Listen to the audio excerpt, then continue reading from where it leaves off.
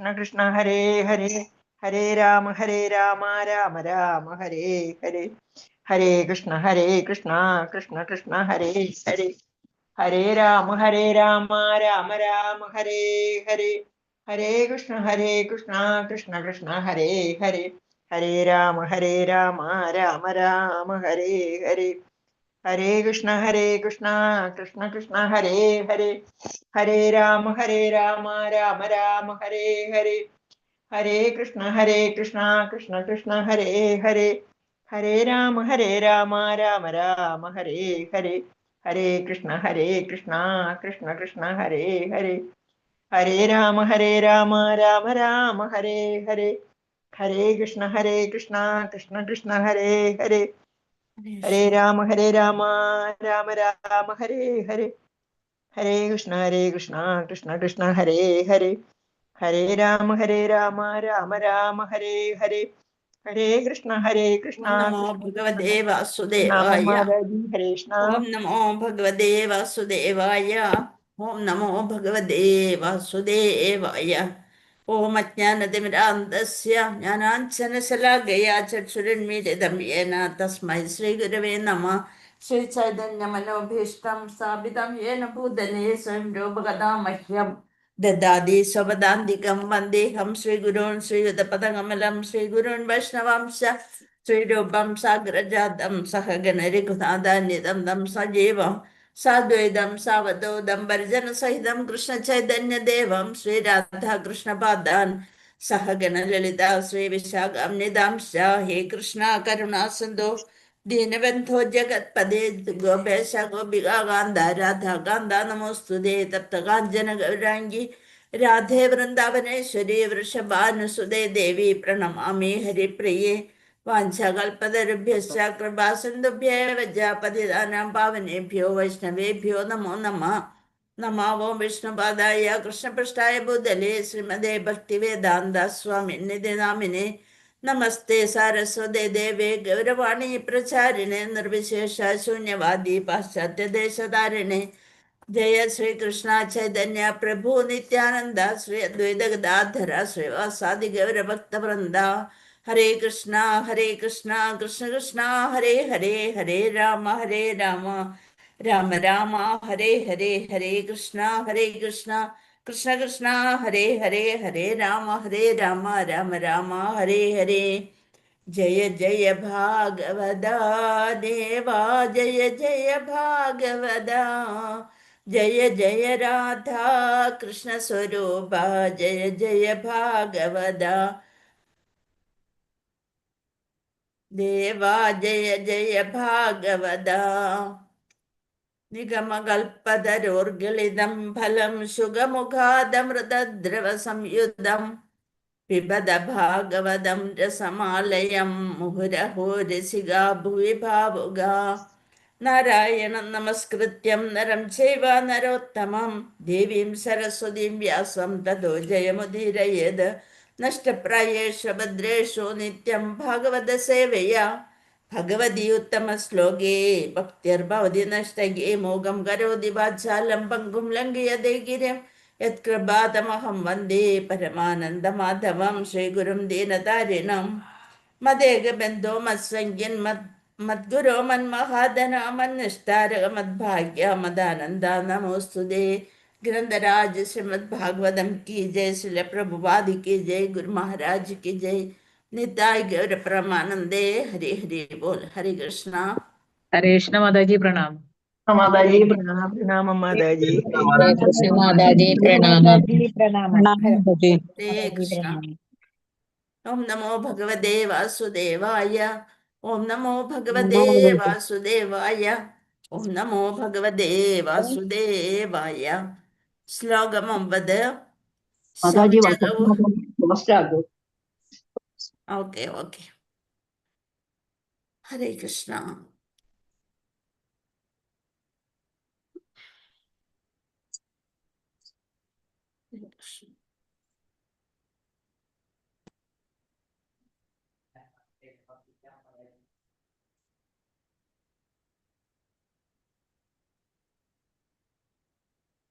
ഹരേ കൃഷ്ണ.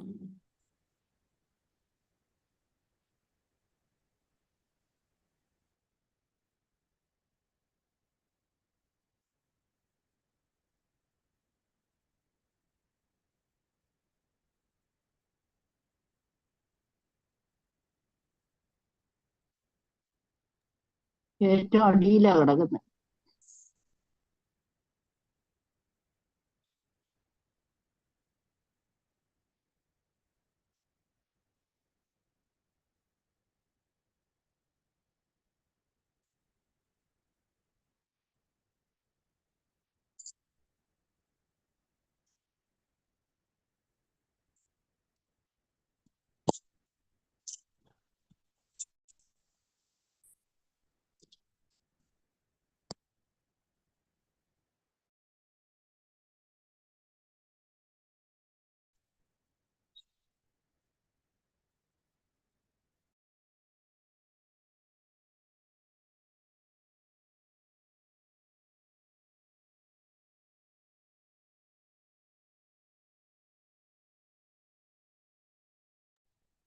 ഹരേ കൃഷ്ണ മാതാജി.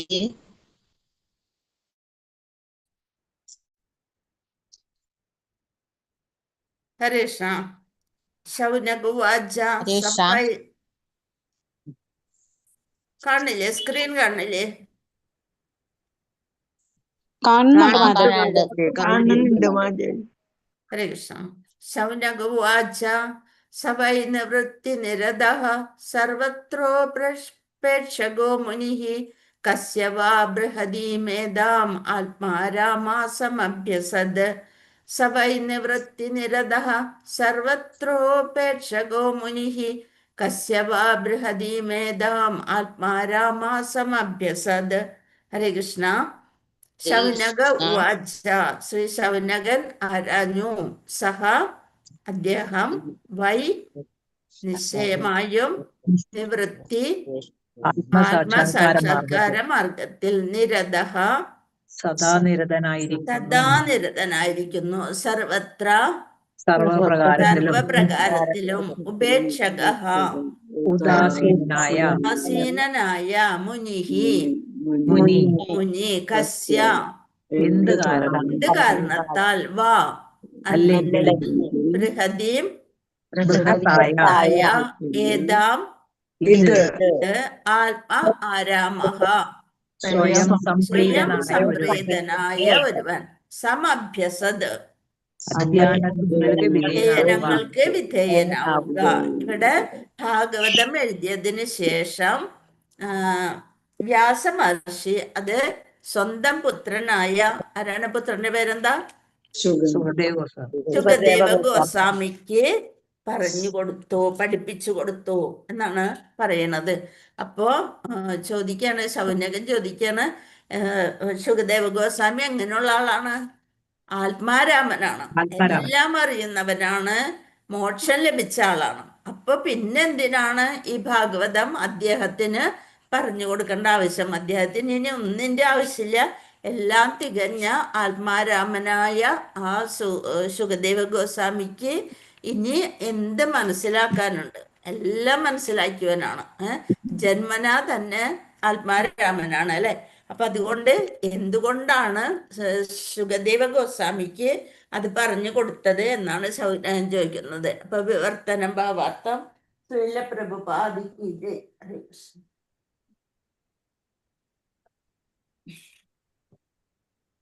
ശ്രീ ശൗനകൻ സൂത ഗോസ്വാമിയോട് പ്രകാരം ആരാഞ്ഞു. ശ്രീ സുഖദേവ ഗോസ്വാമി മുമ്പ് തന്നെ ആത്മസാക്ഷാത്കാര മാർഗത്തിലായിരുന്നതിനാൽ അദ്ദേഹം സ്വയം സംപ്രീതനായിരുന്നു. സുഖദേവ ഗോസ്വാമി അങ്ങനെയാണ്. ആദ്യമേ ജനിച്ചപ്പോഴേ തന്നെ മുക്താത്മാവാണ്, ആത്മസാക്ഷാത്കാര മാർഗത്തിലായിരുന്നു. അപ്പൊ സ്വയം സംപ്രീതനായിരുന്നു. എന്നിട്ടും എന്തുകൊണ്ട് അദ്ദേഹം ഇത്തരമൊരു അതിബൃഹത്തായ സാഹിത്യം അഭ്യസിക്കുന്ന ആയാസത്തെ സ്വീകരിച്ചു? ഇനി വീണ്ടും ഇതൊന്ന് തുടങ്ങി പഠിക്കാനായിട്ട് എന്തിനാണ് അങ്ങനെ ഒരു അഭ്യസിക്കുന്ന ആയാസം, ഇത്രയും ബുദ്ധിമുട്ടുള്ളൊരു കാര്യം വീണ്ടും എന്തിനു സ്വീകരിച്ചു എന്ന് പറയും. നമ്മൾ ഒന്ന് തുടങ്ങി പഠിച്ചിത്രയൊക്കെ എത്തി, വീണ്ടും നമ്മൾ ഒന്നാം ക്ലാസ്സിൽ കൊണ്ടെത്തിയാൽ നമ്മൾ സമ്മതിക്കോ? ഞാനെല്ലാം പഠിച്ച് തികഞ്ഞതാണെന്ന് പറഞ്ഞുകൊണ്ട് നമ്മൾ അവിടുന്ന് പോരും അല്ലെ. അതുപോലെ നമ്മുടെ സുഖദേവ ഗോസ്വാമി എന്താണ്? അറിയാൻ പാടില്ലാത്തതൊന്നുമില്ല, എല്ലാം അറിഞ്ഞു കഴിഞ്ഞിട്ടാണ് ജനിച്ച് 16 വർഷം അമ്മയുടെ വയറ്റിലിരുന്ന് ഇതൊക്കെ കേട്ട് മുക്താത്മാവായിട്ടാണ് പുറത്തു വന്നത് തന്നെ. എന്നിട്ട് വീണ്ടും വ്യാസദേവൻ ഇത് പഠിപ്പിച്ചപ്പോൾ എന്തുകൊണ്ട് പഠിക്കാനിരുന്നു എന്നാണ് ചോദ്യം. ഭാവാർത്ഥം നോക്കാം നമുക്ക്. സാമാന്യ ജനങ്ങൾക്ക് ജീവിതത്തിന്റെ പരമമായ പരിപൂർണത എന്നത് ഭൗതിക പ്രവർത്തനങ്ങളിൽ നിന്ന് വിരമിക്കുകയും ആത്മസാക്ഷാത്കാര പാതയിൽ ദൃഢീകൃതരായി തീരുകയുമാണ്. ശരിക്കും ജനങ്ങൾക്ക് എന്താ വേണ്ടത്? കുറച്ച് നാൾ കഴിയുമ്പോൾ പരമമായ പരിപൂർണത എന്നത് ഭൗതിക പ്രവർത്തനങ്ങളിൽ നിന്ന് വിരമിക്കണം.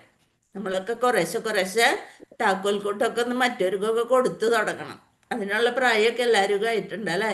അപ്പൊ ഒന്ന് അനാവശ്യമായിട്ടുള്ള ഇതിൽ നിന്നൊക്കെ ഒന്ന് വിടുതലായിട്ട് വിരമിച്ച് ആത്മസാക്ഷാത്കാര പാതയിൽ. ഇപ്പൊ നമ്മൾ ചെയ്യണത് കറക്റ്റായിട്ടുള്ള ഒരു കാര്യമാണ്. പക്ഷേ നമ്മുടെ കാര്യങ്ങളൊക്കെ നമുക്കൊരു പിടിപ്പ് വീണ്ടും ഉണ്ടാവും അല്ലെ? അതൊന്നും വിട്ടുകൊടുക്കാൻ നമുക്ക് തയ്യാറായിട്ടുണ്ടാവില്ല. അപ്പൊ അതൊക്കെ ഒന്ന് വിട്ടുകൊടുത്തിട്ട് എന്ത് ചെയ്യണം? ആത്മസാക്ഷാത്കാര പാതയിൽ എല്ലാം ഭഗവാൻ ഇനി മതി, ബാക്കിയുള്ളതൊക്കെ ഭൗതികമാണെന്നുള്ളൊരു വിചാരിച്ച് ആത്മസാക്ഷാത്കാര പാതയിൽ ദൃഢീകൃതമായി തീരുകയാണ് വേണ്ടത്. ഇന്ദ്രിയാസ്വാദനത്തിൽ അഥവാ ഭൗതിക ശരീരത്തിന്റെ ക്ഷേമത്തിനായുള്ള പ്രവർത്തനത്തിൽ ഉറച്ചവരെ, ആനന്ദം അനുഭവിക്കുന്നവരെ എന്തെന്നാ പറയാ ഇവരെ? കർമ്മികൾ എന്നാണ് പറയാ. അവര് ഓരോരോ കാര്യത്തിന് വേണ്ടി വീണ്ടും വീണ്ടും കർമ്മത്തിന്റെ ആ ബന്ധനത്തില് പെട്ടുകൊണ്ടേയിരിക്കുന്നു. ഓരോ കർമ്മങ്ങൾ ചെയ്ത് അത് കഴിയുമ്പോൾ പറയും ഇതും കൂടി കഴിഞ്ഞിട്ട് വേണം, മോളുടെ കല്യാണമൊക്കെ ഒന്ന് കഴിഞ്ഞിട്ട് വേണം. അത് കഴിഞ്ഞിട്ട് പറയും എത്ര കഷ്ടപ്പെട്ട് ഇങ്ങനെ അവൾക്ക് ഒരു കുട്ടി ഉണ്ടായിട്ട് ഒരു കുഞ്ഞിക്കാല് കണ്ടിട്ട് വേണം. അങ്ങനെയായിട്ട് അപ്പോഴത്തേനും മോൻ വലുതായി, മോന്റെ കല്യാണം ഒന്ന് കഴിയട്ടെ, എന്നിട്ട് ചെയ്യാം മാതാജി. ഇപ്പൊ നാമം ജപിക്കാനും പഠിക്കാനൊക്കെ ബുദ്ധിമുട്ടാണ്, അവർക്കൊന്നും ഇഷ്ടപ്പെടില്ല. അങ്ങനെയൊക്കെ പറഞ്ഞ് അതെന്താണ്? നമ്മൾക്ക് അതിനോടുള്ള ആഗ്രഹങ്ങളൊന്നും തീർന്നിട്ടില്ല. അപ്പൊ അതുകൊണ്ട് നമ്മൾ ഓരോരോ കഴിവുകൾ പറഞ്ഞിട്ട് ഇങ്ങനെ മാറ്റി കൊണ്ടുനടക്കും അല്ലെ? അപ്പൊ അതുപോലെ അങ്ങനെയുള്ളവരെ എന്തെന്നാ പറയാ? കർമ്മികൾ എന്ന് വിശേഷിപ്പിക്കുന്നു. അത്തരം അനേകായിരം അല്ലെങ്കിൽ ദശലക്ഷക്കണക്കിന് കർമ്മികളിൽ ഒരാളോ മറ്റോ ആത്മസാക്ഷാത്കാരത്തിലേക്ക് ആത്മാരാമനായിത്തീരുന്നു. ആത്മസാക്ഷാത്കാരത്തിലൂടെ ആത്മാരാമനായിത്തീരുന്നു. അങ്ങനെയുള്ള ഒരാളാണ് ശുകദേവ ഗോസ്വാമി. സ്വന്തം ആത്മാവിൽ ആനന്ദം കണ്ടെത്തുന്നത്, പരമാനന്ദത്തിൽ മുഴുകുന്നത്. സ്വയം ആരാമ എന്ന് പറഞ്ഞാൽ ആനന്ദം കണ്ടെത്തുക. ആത്മ എന്ന് പറഞ്ഞാൽ സ്വയം, ആരാമ എന്ന് പറഞ്ഞാൽ ആനന്ദം കണ്ടെത്തുക. സ്വന്തം ആത്മാവിൽ ആനന്ദം കണ്ടെത്തുക. ഏവരും പരമമായ ആനന്ദത്തെയാണ് അന്വേഷിക്കുന്നത്. എല്ലാവരും സന്തോഷത്തിന്റെ പിറകെയാണ് പോണേ. ദുഃഖം ഒരാൾക്കും ഇഷ്ടമേ ഇല്ല. അപ്പൊ എന്താണ്? എന്നാൽ ഒരാളുടെ ആനന്ദത്തിന്റെ നിലവാരം മറ്റൊരാളുടെ നിലവാരത്തിൽ നിന്ന് വ്യത്യാസപ്പെട്ടിരിക്കുന്നു. ആകയാൽ കർമ്മികളാൽ ആസ്വദിക്കപ്പെടുന്ന ആനന്ദത്തിന്റെ നിലവാരം ആത്മാരാമന്മാരുടേതിൽ നിന്നും തികച്ചും വ്യത്യസ്തമാണ്. നമ്മൾക്ക് എന്താണ്? ഭൗതികതയില് ഒരു സുഖം വന്നു കഴിഞ്ഞാൽ ഉടനെ എൻ്റെ പിന്നിലൊരു ദുഃഖം ഉണ്ടാവും. പക്ഷെ ആത്മാരാമനായി തീർന്ന ആൾക്ക് എപ്പോഴും സന്തോഷം തന്നെയായിരിക്കും. സർവപ്രകാരത്തിലുമുള്ള ഭൗതിക ആസ്വാദനങ്ങളിൽ നിന്നും പരിപൂർണമായും ഉദാസീനരാണ് ആത്മാരാമന്മാർ. നമ്മൾ ഗോസ്വാമിമാരുടെ ഒക്കെ ഫോട്ടോ കണ്ടിട്ടുണ്ട് അല്ലേ? അവരെന്താണ്? ഡ്രസ്സും ഒന്നും അവർക്ക് പ്രശ്നമല്ല. അത്യാവശ്യത്തിന് ഒരു ഡ്രസ്സ് ശരീരത്തിൽ ഉണ്ടാവും, പക്ഷെ അവരുടെ തലയ്ക്ക് പിന്നിലൊരു വെട്ടുണ്ടാവും അല്ലെ? ശരിക്കും അവര് നമ്മൾക്ക് തന്നെ കാണുമ്പോ എന്തോ ഒരു തേജസ്സുള്ള മുഖമാണെന്ന് തോന്നും. അത്രയും ആനന്ദം അനുഭവിക്കുകയാണ് അവര്. സർവപ്രകാരത്തിലുമുള്ള ഭൗതിക ആസ്വാദനങ്ങളിൽ നിന്നും പരിപൂർണമായിട്ടും ഉദാസീനരാണ് ആത്മാരാമന്മാർ. ശുകദേവ ഗോസ്വാമി ആ അവസ്ഥയെ പൂർണ്ണമായി തന്നെ പ്രാപ്തമാക്കിയിരിക്കുന്നു. ശുകദേവ ഗോസ്വാമി ജനിച്ച പടി ഇങ്ങനെ പോയപ്പോള് അവിടെ കുളിച്ചിരുന്ന ഗോപികമാർക്ക് പോലും ഒന്നും ഒരു ലജ്ജ തോന്നിയില്ല. അതേസമയം അതിന്റെ പിന്നാലെ വിളിച്ചുകൊണ്ട് വന്ന വ്യാസദേവനെ കണ്ടപ്പോൾ അവര് വേഗം നഗ്നത മറയ്ക്കാൻ നോക്കി അല്ലെ? അപ്പൊ അതാണ് ഒന്നും തോന്നാത്ത ഒരു യുവാവിനെ കണ്ടിട്ട് പോലും അവർക്കൊന്നും തോന്നില്ല. അപ്പൊ എന്താണ്? അദ്ദേഹം ഒരു ആത്മാരാമനാണ്. എന്നിട്ടും മഹത്തായ ഭാഗവത സാഹിത്യം അഭ്യസിക്കുക എന്ന ആയാസകരമായ ഉദ്യമത്തിൽ അദ്ദേഹം ആകർഷിതനായി. സർവവേദ വിജ്ഞാന അധ്യയനങ്ങളെയും മറികടന്ന് കഴിഞ്ഞ ആത്മാരാമന്മാർക്ക് പോലും ശ്രീമദ് ഭാഗവത പഠനം ബിരുദാനന്തര ബിരുദാധ്യയനമാകുന്നുവെന്ന് ഇത് വിവക്ഷിക്കുന്നു. അപ്പൊ എല്ലാവർക്കും ആത്മാരാമനായാലും ഭാഗവതം പഠിക്കാന്ന് വെച്ചാല് അതൊരു പുതിയ സന്തോഷം, ആനന്ദം തരുന്നത് ഒന്നാണ്. അതെന്താണ്? നമ്മുടെ ഭഗവത്ഗീതയാണ് ബിരുദം. ആ അനന്തര ബിരുദമാണ് ഭാഗവതം പഠിക്കാൻ. നമ്മൾ ബാച്ചിലർ ഓഫ് സയൻസ് എന്ന് പറയുന്ന പോലെ ഡിഗ്രിയാണ് ഗീത പഠിക്കണത്. അതിൻ്റെ മാസ്റ്റർ ഡിഗ്രിയാണ് എന്ത്? ഭാഗവതം പഠിക്കാന്ന് വെച്ചാൽ. അപ്പം അത് എത്രയും ടോപ്പായിട്ട് നിൽക്കണേണ്. ശ്ലോകം 10. സൂത ഉവാച ആത്മാരാമശ്ച മുനയോ നിർഗ്രന്ഥ അപ്യുരുക്രമേ കുർവന്ത്യ ഹൈതുകീം ഭക്തിം മിഥം ഭൂതഗുണോ ഹരി. ഇത് കാണാതെ പഠിക്കേണ്ട ശ്ലോകം ഉണ്ടാ. ആത്മാരാമശ്ച മുനയോ നിർഗ്രന്ഥ അപ്യുരുക്രമേ കുർവന്ത്യ ഹൈതുകീം ഭക്തിം ഇത്തം ഭൂതഗുണോ ഹരി. ഹരേ കൃഷ്ണ. സൂത ഉവാച സൂതഗോസ്വാമി അരുളി ചെയ്തു. ആത്മാരാമാഹ ആത്മാരാമൻ ആനന്ദം അനുഭവിക്കുന്നവർ. ആത്മാവിൽ ആനന്ദം അനുഭവിക്കുന്ന മുനയഃ മുനിമാർ നിർഗ്രന്ഥ സർവബന്ധങ്ങളിൽ സ്വതന്ത്രരാകപ്പെട്ട സർവബന്ധനങ്ങളിൽ നിന്നും സ്വതന്ത്രരായവർ. സർവബന്ധനങ്ങളിൽ നിന്ന് സ്വതന്ത്രരാക്കപ്പെട്ട അഭി അങ്ങനെയായിരുന്നിട്ടും ഉരുക്രമേ മഹാപരാക്രമശാലിയിൽ കുർവന്തി ചെയ്യുന്നു. വളരെ സന്തോഷത്തോടുകൂടി ചെയ്യുന്നു. എന്ത്? അഹൈതുകീം ഭക്തിയുത സേവനം ഇത്തം ഭൂത അത്തരം വിസ്മയമായ ഗുണങ്ങൾ ഹരിഹി ഭഗവാൻ. എന്തുകൊണ്ടാണ് അവർക്ക് ഇത്രയും ആത്മാരാമന്മാരായി ഇരുന്നിട്ടും അവർക്ക് വേറെ ഒന്നും ഭൗതികതയില് ഒന്നും അറിയാനില്ല. എല്ലാം അറിഞ്ഞു കഴിഞ്ഞു, ആത്മീയമായിട്ടുള്ള കാര്യങ്ങളും അറിഞ്ഞു കഴിഞ്ഞു. പക്ഷേ എന്നിട്ടും അവർക്ക് ഭാഗവതത്തില് എന്താണ് ഇത്ര താല്പര്യം? ഭാഗവതം എന്ന് വെച്ചാൽ എന്താണ്? ഭഗവാൻ സ്വയം തന്നെയാണ്. ഭഗവാൻ സ്വയമാണ്. അപ്പൊ ഭഗവാൻ ഹരിയുടെ ഗുണം അത്ര അധികം ഉണ്ടെന്നും. ഹരി എല്ലാവരെയും തന്നിലേക്ക് ആകർഷിക്കുന്നു. ആരാണ് ഹരി? ഭഗവാൻ ശ്രീകൃഷ്ണൻ. ഭഗവാൻ എന്റെ ഗുണഗണങ്ങള് അത്ര അധികം ഉണ്ട്. നമ്മൾക്ക് എപ്പോഴും ഹരേ കൃഷ്ണ. വിസ്മയാവഹമായ ഗുണങ്ങൾ.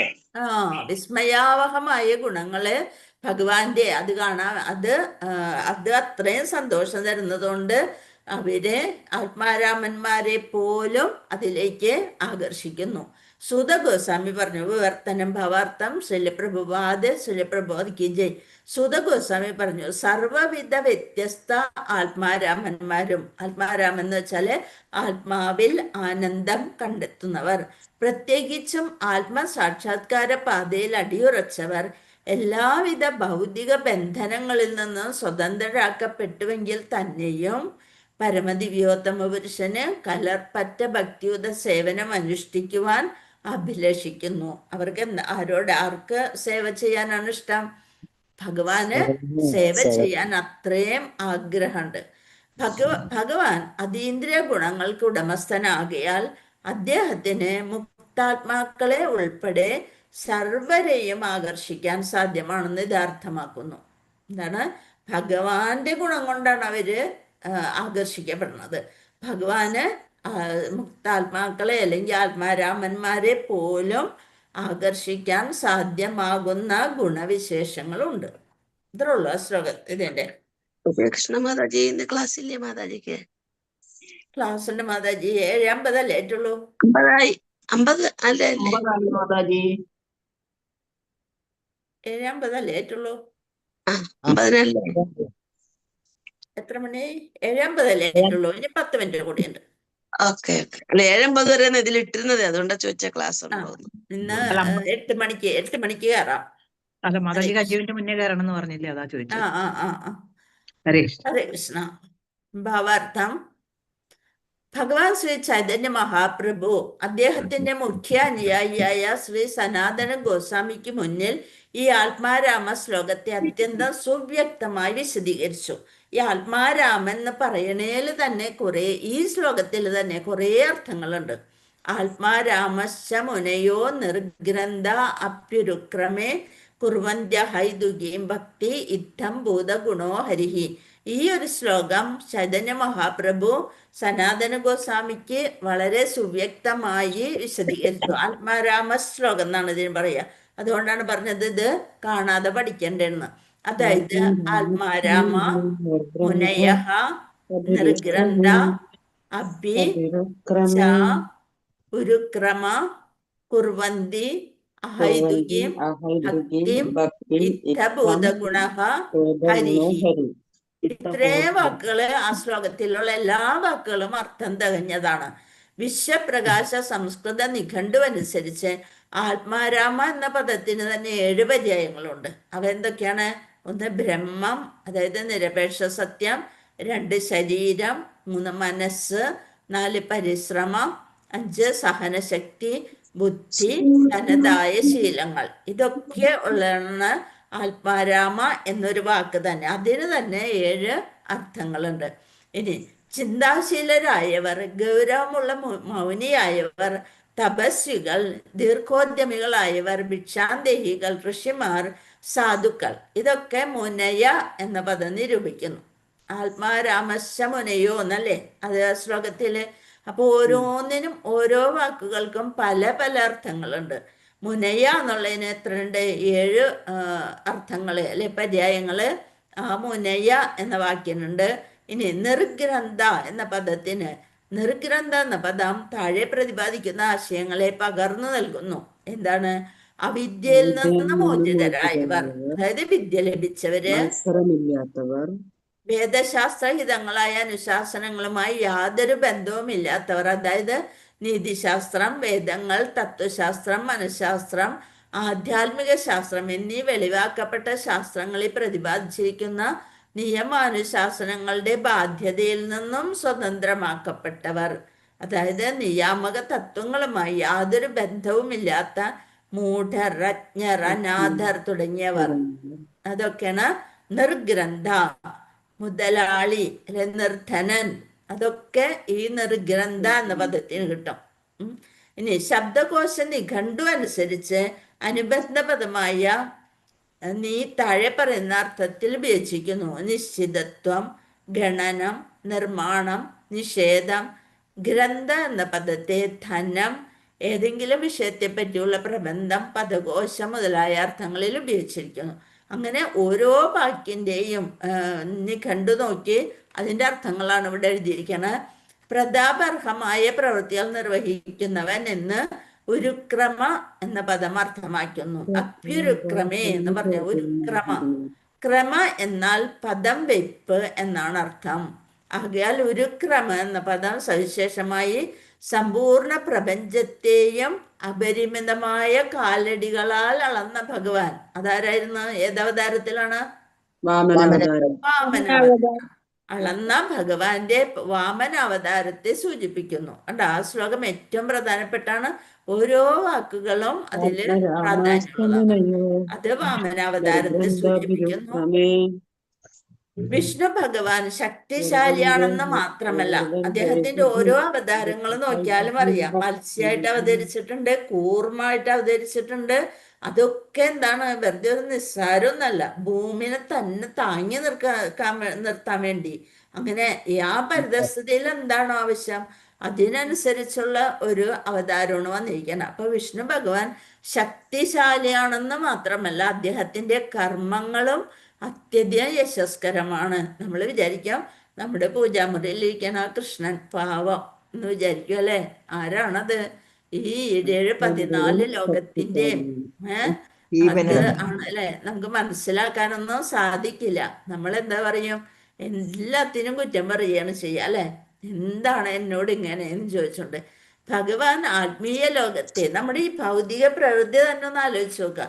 ആ ഭൗതിക പ്രകൃതിയിൽ നമുക്കൊന്നും പ്രവചിക്കാനേ പറ്റില്ല. അത് ശരിക്കുള്ളതിൻ്റെ ഒരു പ്രതിച്ഛായ, ഒരു ഇമേജ് മാത്രമാണ്. അപ്പൊ ആത്മീയ ലോകം 3 ഇരട്ടി വലുത്, അതെന്തായിരിക്കും എന്നൊന്ന് ആലോചിച്ച് നോക്കിയാൽ മതി. അപ്പൊ അത്യധികം യശസ്കരമാണ്. ഭഗവാൻ ആത്മീയ ലോകത്തെ തൻ്റെ അന്തരംഗ ശക്തിയാലും ഭൗതിക ലോകത്തെ തൻ്റെ ബഹിരംഗ ശക്തിയാലും സൃഷ്ടിച്ചിരിക്കുന്നു. സർവവ്യാപി എന്ന ഭഗവാന്റെ സവിശേഷമായ ഗുണത്താൽ ഭഗവാൻ സർവയിടത്തിലും പരമസത്യമായി നിലകൊള്ളുന്നു. മാത്രവുമല്ല, തൻ്റെ അതീന്ദ്രിയ ലീലകൾ എല്ലാവിധ വൈവിധ്യങ്ങളോടും കൂടി പ്രദർശിപ്പിച്ചുകൊണ്ട് സ്വന്തം അതീന്ദ്രിയ ധാമമായ ഗോലോക വൃന്ദാവനത്തിൽ വ്യക്തി സ്വരൂപമായ സവിശേഷതയോടുകൂടി അദ്ദേഹം സദാ സന്നിഹിതനായിരിക്കുന്നു. ഇതൊക്കെ ചെയ്തിട്ടും ഭഗവാൻ മനുഷ്യരൂപം തന്നെയാണ് ഭഗവാനുള്ള. ഭഗവാന്റെ രൂപമാണ് നമുക്ക് അറിയണം, അല്ലാണ്ട് നമ്മുടെ രൂപമല്ല. ഭഗവാന്റെ രൂപം നമ്മൾക്ക് തന്നിരിക്കണം. ആ രൂപത്തില് ഭഗവാൻ ഗോലോക വൃന്ദാവനത്തില് വ്യക്തി സ്വരൂപമായ സവിശേഷതയോടുകൂടി സദാ സന്നിഹിതനായിരിക്കുന്നു. ഭഗവാന്റെ കൃത്യങ്ങളെ മറ്റാരുടേതുമായി താരതമ്യപ്പെടുത്താൻ സാധ്യമല്ല. ആകയാൽ ഒരു ക്രമ എന്ന പദം ഭഗവാന് മാത്രമേ സംഗതമാകുകയുള്ളൂ. സംസ്കൃത ക്രിയാപദവിന്യാസം അനുസരിച്ച് കുർവന്തി ഹൈദുഗ്യം എന്നും പറഞ്ഞുകൊണ്ടൊരു വാക്കുണ്ട്. അതില് കുർവന്തി എന്ന പദം നിരൂപിക്കുന്നത് മറ്റൊരാൾക്കായി എന്തെങ്കിലും പ്രവർത്തിക്കുന്നതിനെയാണ്. ആകയാൽ ആത്മാരാമന്മാർ ഭഗവത് ഭക്തിയുത സേവനം നിർവഹിക്കുന്നത് സ്വതാൽപര്യ സംരക്ഷണാർത്ഥമല്ല. നമ്മൾക്ക് എന്തെങ്കിലും കിട്ടണം, ഇനിയും കിട്ടാനുണ്ട്, അത് വിചാരിച്ചല്ല ആത്മാരാമന്മാര് ഭക്തിയുത സേവനം ചെയ്യുന്നത്. അവർക്ക് വേണ്ടിയാണ്, ഭഗവാന്റെ ക്രമന്റെ സംപ്രീതിക്കായാണ്. ഭഗവാൻ